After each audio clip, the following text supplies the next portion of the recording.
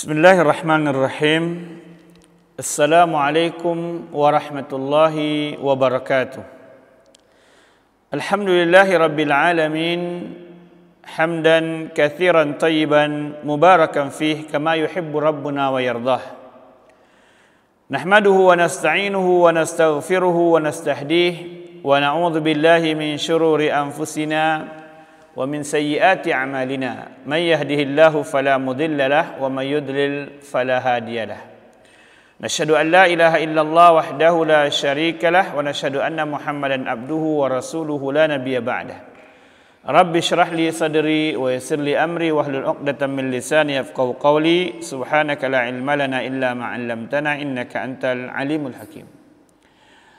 Ahibati fillah, jamaah sidang, pendengar, penonton channel Sentul Mengaji, kaum muslimin dan muslimat, as-saimin dan saimat, rahimani wa rahimakumullah. Alhamdulillah, bersyukur kita kepada Allah Subhanahu wa taala, Rabb yang maha kaya, maha memberi, maha ghafur dan maha rahman, yang telah memuliakan kita sehingga kita sampai pada hari ke-21 daripada bulan Ramadan yang mulia ini, dan teruslah berdoa kepada Allah Subhanahu wa taala untuk diri kita sendiri, keluarga dan orang-orang yang kita cintai, saudara-saudara kita, agar semua kita bisa memaksimalkan Ramadan dengan ketaatan demi ketaatan, kebaikan demi kebaikan, sehingga perjalanan Ramadan dari hari ke hari adalah perjalanan iman, perjalanan yang menambah iman kita kepada Allah Subhanahu wa taala. Hari ini awal bermula daripada 10 terakhir daripada bulan Ramadan. Maka kita akan membicarakan tentang islahul abna, bagaimana memperbaiki anak-anak kita. Ini kajian perdana dari awal pertama hari pertama daripada 10 terakhir Ramadan. Maka kita mulai dengan pantunnya. Menyeberang sampan ke Selat Melaka, melewati Siak dan Sungai Indragiri. 10 terakhir Ramadan sedang bermula, waktunya iktikaf dan muhasabah diri. Rajanan tampan Siak Indrapuri, rajanya Melayu bijak laksana. Khusyuknya hamba dalam muhasabah diri, berharap Sang Khalik memuliakan hambanya. Kajian kita membicarakan sebuah program yang besar yang tidak bisa kita bahas dalam satu kali pertemuan, dua kali pertemuan, karena mendidik anak-anak kita sepanjang hayat mereka. Tetapi paling tidak pada poin pertemuan kali ini kita akan membahas beberapa sebab yang bisa kita lakukan untuk menghadirkan anak-anak yang saleh, yang merupakan qurrata a'yun.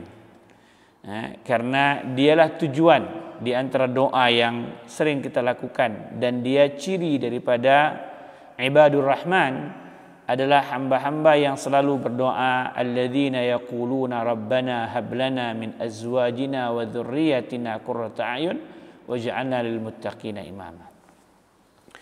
Maka ma'asyiral muslimin, bayangkan ketika kita sedang menyeberang sirat menuju ke tujuan utama kita dari seluruh perjalanan kehidupan dunia kita, dari mulai lahir sampai kematian, sampai mahsyar, alam barzah, mahsyar, penyeberangan sirat.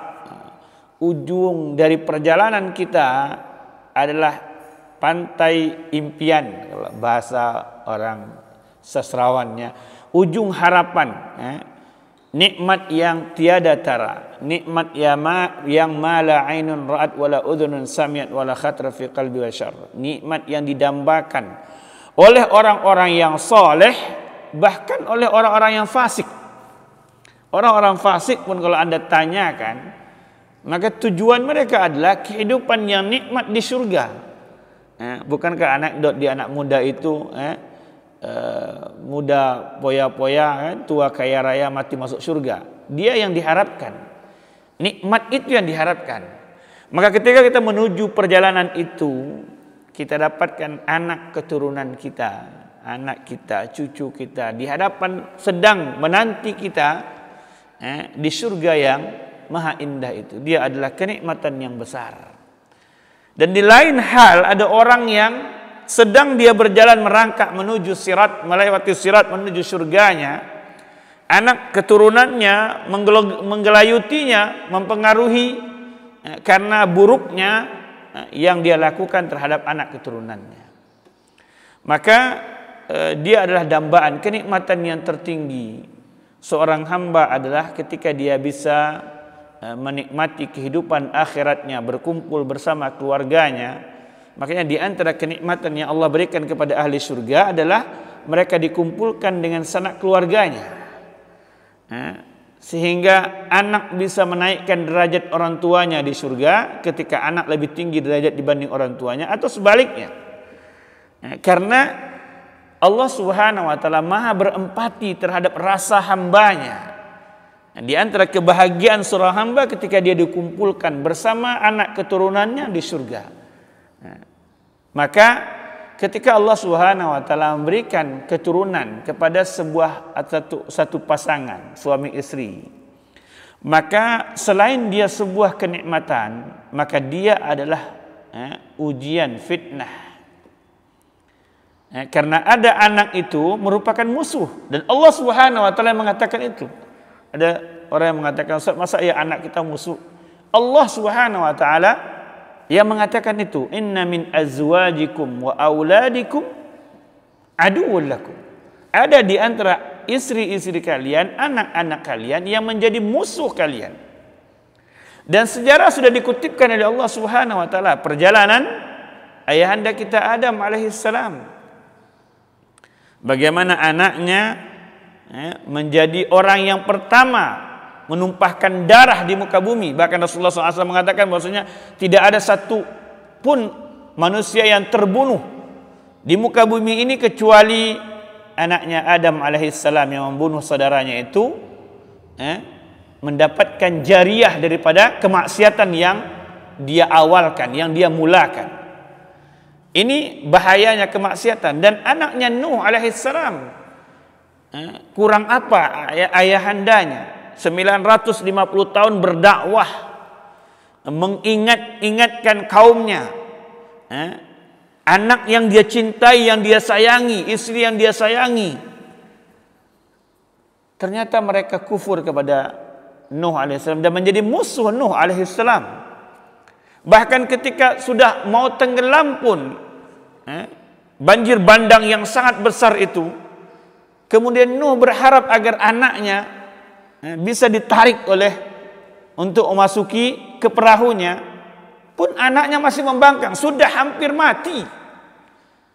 Bayangkan kalau waliyadzubillah ada orang yang diberikan anak seperti ini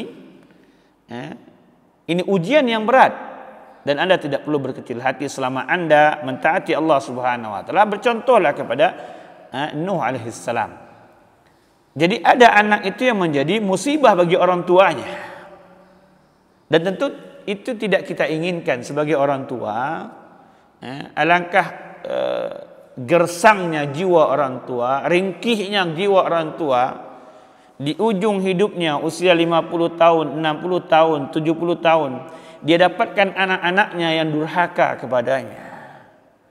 Anak-anaknya yang jangankan membalas budinya, menjadikan dia manusia biasa saja tidak bisa. Durhaka, bahkan berebut harta.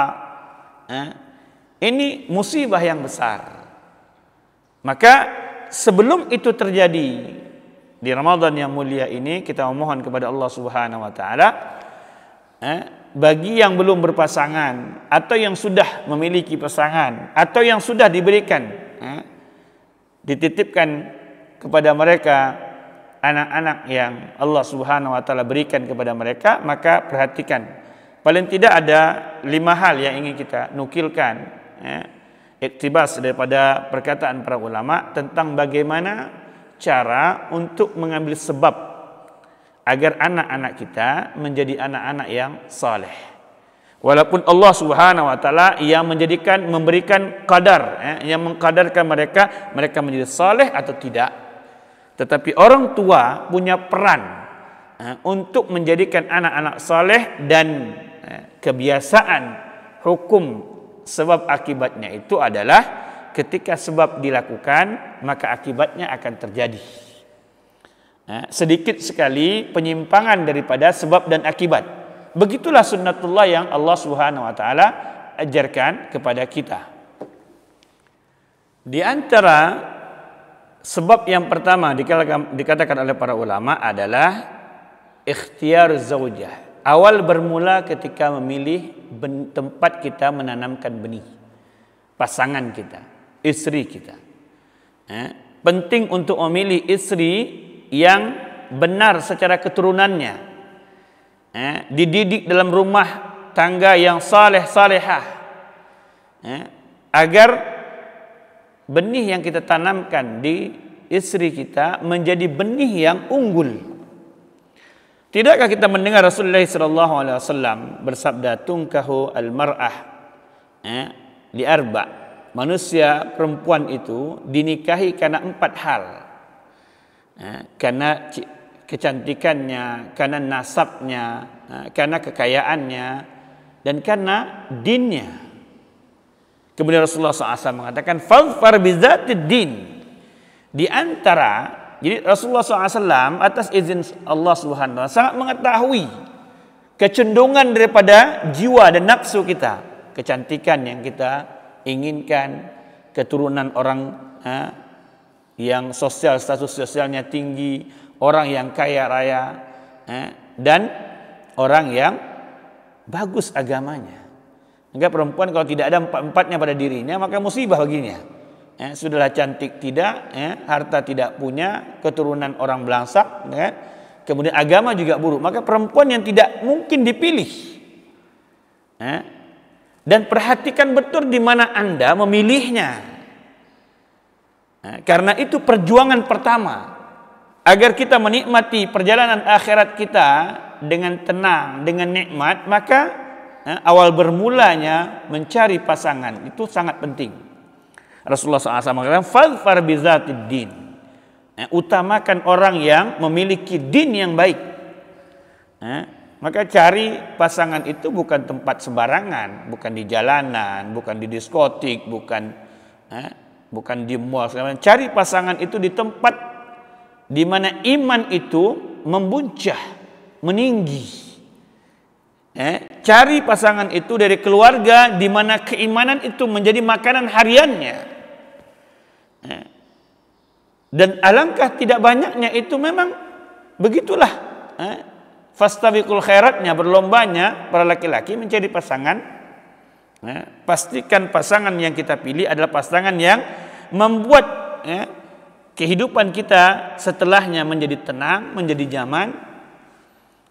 Di antaranya Rasulullah SAW mengatakan bahwasanya perempuan itu menjadi nikmat ketika wa idza nazarta sarat. Kalau engkau lihat, jiwamu tenang, bahagia. Ketika engkau tinggalkan, dia jaga rumahmu. Jadi ini di antara poin pertama sebab upaya kita untuk mendapatkan keturunan yang saleh. Pilih pasangan yang benar ketika hendak berumah tangga. Bagi yang belum, perhatikan betul. Dia bukan cara untuk melambat-lambatnya berumah tangga, bukan. Bersegera berumah tangga karena itu sunnahnya.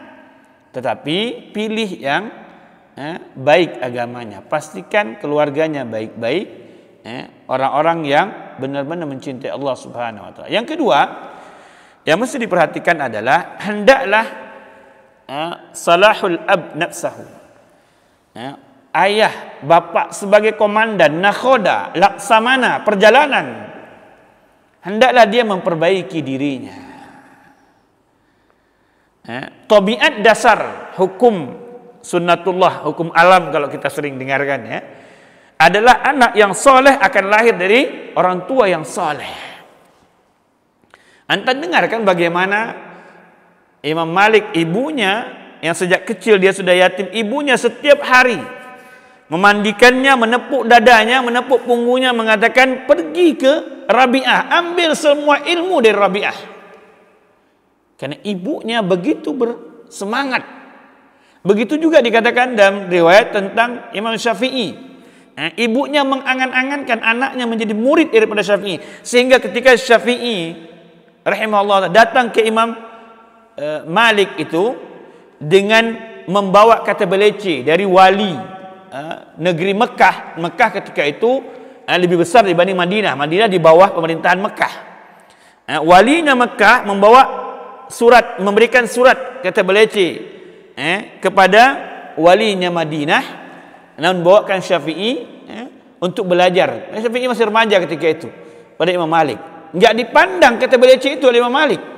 Diuji oleh Imam Malik kemampuan Imam Syafi'i, sampai kalimat yang menyentuhnya Imam Syafi'i mengatakan di antara yang membuat dia harus belajar, dia minta Imam Malik supaya menerimanya untuk belajar, karena orang dahulu, orang-orang alim itu diminta-minta untuk kita bermulazamah kepadanya. Dikatakan oleh Imam Syafi'i bahwasanya sampai dia mengatakan, sesungguhnya ibu saya begitu mengangan-angankan agar saya belajar ilmu kepada anda. Nah, itu di antara yang melunakkan hati Imam Malik menerima Imam Syafi'i sebagai muridnya. Jadi orang tua itu harus mengislahkan diri. Bagaimana anda merintahkan anda untuk qiyamul lail sementara anda tidak pernah qiyamul lail? Anda perintahkan anak anda untuk salat ke masjid, anda tidak pernah lakukan. Anda larang anak anda untuk berdusta, sementara anda pendusta. Anda larang anak anda untuk merokok, anda sendiri merokok. Gimana anda bisa mendapatkan anak-anak yang soleh sementara kita sendiri tidak enggan untuk memperbaiki diri? Kalau kita bekas orang-orang yang salah kemudian bertobat, maka mudah-mudahan itu bagian daripada cara Allah Subhanahu wa taala menyayangi kita. Tetapi yang paling penting adalah orang tua harus memperbaiki dirinya. Kenapa? Karena pepatah Arab mengatakan faqidus syai' la yu'ti. Orang yang tidak punya apa-apa enggak bisa ngasih apa-apa. Faqidus syai' la yu'ti. Orang yang enggak punya apa-apa enggak bisa ngasih apa-apa. Anda yang tidak ada kesolehan pada diri anda, maka dia tidak bisa berharap anak. Sementara anak adalah bisa menjadi qurrah ain bagi orang tuanya, atau menjadi musibah bagi orang tuanya. Berapa banyak anak yang kemudian ngerogoti orang tuanya, belum mati lagi orang tuanya, sudah ribut kemana-mana adik-beradiknya. Ini musibah yang besar. Maka kita ingatkan bahwasanya untuk memperbaiki keturunan, perbaiki diri kita. Walaupun tidak ada jaminan, iya, tetapi itu syarat untuk mendapatkan kebaikan daripada keturunan kita. Jangan pernah berharap lebih baik ketika kita sendiri tidak bisa melakukan hal yang baik. Yang ketiga yang masih diperhatikan adalah perhatikan pendidikan anak-anak kita. Perhatikan betul pendidikan anak-anak kita. Alangkah indahnya orang tua. Anda akan rasakan bagaimana ketika Anda melihat anak Anda rajin duhanya, rajin talawahnya, nikmat ketika mereka mendengarkan mereka tilawah, nikmat ketika mereka santun dalam berbicara, nikmat ketika mereka ringan tangan untuk membantu orang tuanya, menginfakkan hartanya. Itu kenikmatan. Itu hadir dari mana? Itu hadir dari pendidikan. Anda pilihkan tempat pendidikan yang baik, yang benar, yang bisa membuat jiwa anak-anak kita terdidik dengan baik. Pilihkan tempat-tempat pendidikan yang mengenal sunnah Rasulullah SAW, mengenal Allah Subhanahu Wa Taala. Jangan berjudi dengan anak-anak kita. Milihkan tempat-tempat yang di sana mereka bisa dirusak akal dan akidah mereka. Jangan berjudi. Kalau perlu Anda harus, kalau orang seberang bilang banting tulang, peras keringat, agar anak Anda mendapatkan pendidikan yang benar, yang baik, maka lakukan itu. Dan alhamdulillah kita punya banyak sekolah-sekolah yang bisa kita masukkan untuk anak-anak kita, tempat yang baik. Yang keempat yang masih diperhatikan adalah hendaklah Anda menjauhkan anak-anak Anda dari teman-teman yang buruk. Karena teman yang buruk itu mempengaruhi. Rasulullah SAW mengatakan as-sahibu sahib. Teman itu narik temannya yang lain.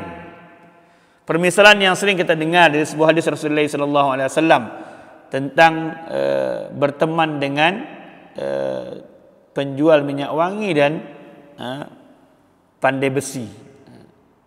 Jadi kalau kita berteman dengan orang yang saleh, penjual minyak wangi, kalaupun kita tidak dapat, kita tidak bisa menjadi orang seperti itu, paling tidak kan rihnya itu, auranya itu kita dapatkan.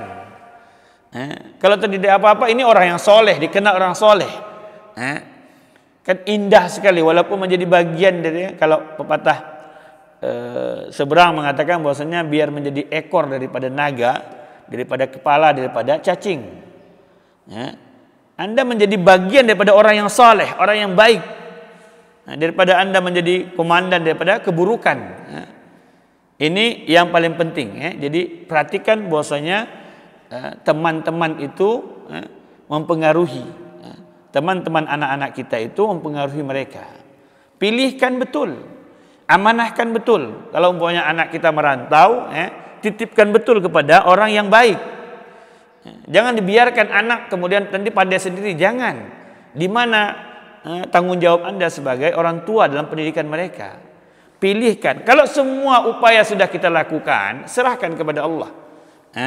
Fa idza azamta fatawakkal 'ala Allah. Kalau sudah berazam, sudah melakukan, maka tawakal sudah. Tetapi sebelum itu dilakukan, jangan kemari sudah banyak saya habiskan harta segala, ternyata kamu jadi orang yang begini belangsak segala. Anda salah memilihkan temannya.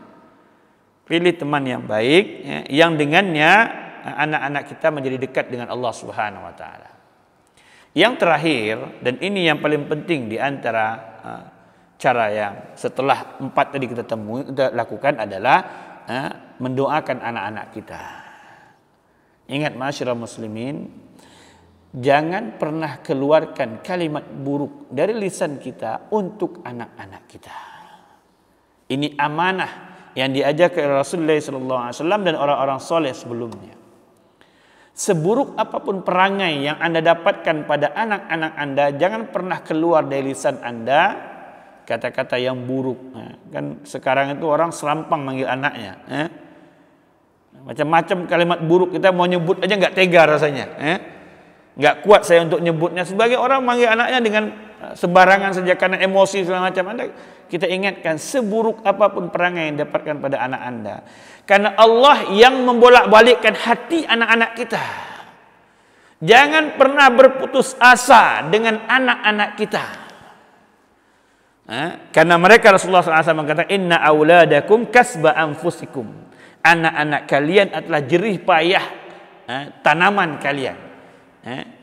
Jadi harus betul-betul berdoa. Dan Rasulullah SAW, Allah Subhanahu wa taala mengingatkan di ciri-ciri ibadur rahman tadi itu yang kita bacakan. Allah katakan, wa ibadur rahmanil ladzina yamshuna 'alal ardi hauna. Ciri-ciri hamba Allah Subhanahu wa taala itu di antaranya Allah katakan alladzina yaquluna rabbana, orang-orang yang selalu mengatakan kepada Allah, hablana min azwajina wa dzurriyyatina qurrata a'yun waj'alna lil muttaqina imama. Ya Allah, jadikan anak-anak keturunan kami itu pelita permata hati kami, sejuk dipandang, enak didengar kabarnya. Tidak mendengar kabar tentang anak kecuali nikmat, nyaman. Tidak membuat orang tuanya stres. Dan yang terakhir, Allah Subhanahu wa taala mengingatkan di surah Al-Ahqaf tentang orang-orang yang sudah menjadi kepala rumah tangga, sudah dewasa.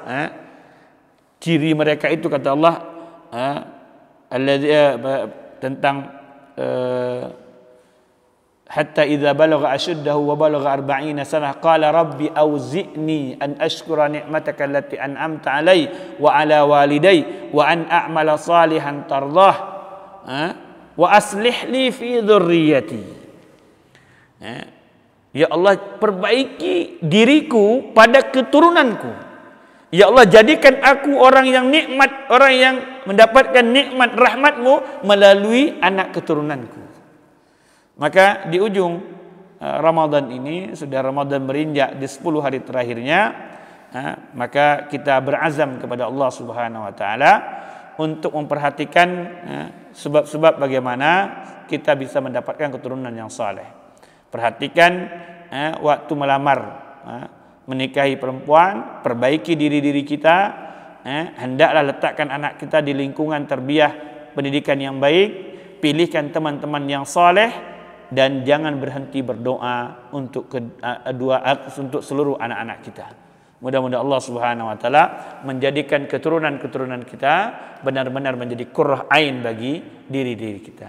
Mungkin itu nasihat yang bisa kita sampaikan pada hari ke-21 ini. Mudah-mudahan ada manfaatnya.